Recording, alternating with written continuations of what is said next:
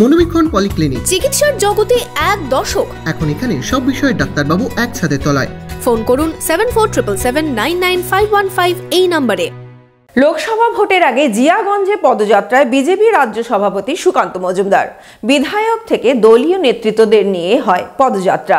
এদিন জিয়াগঞ্জের ফুলতলা মোড় থেকেই বাগডোয়ারা মোড় পর্যন্ত হয় পদযাত্রা।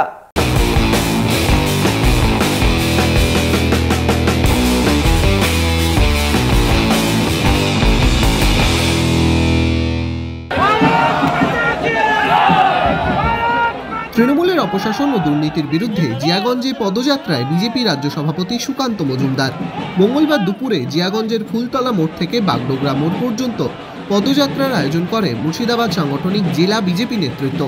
এদিন সুকান্ত মজুমদারের সাথে পদযাত্রায় পা মেলান বিজেপি রাজ্য সম্পাদক তথা মুর্শিদাবাদের বিধায়ক গৌরীশঙ্কর ঘোষ, জেলা সভাপতি সৌমেন মণ্ডল সহ অন্যান্য বিজেপি নেতৃত্ব।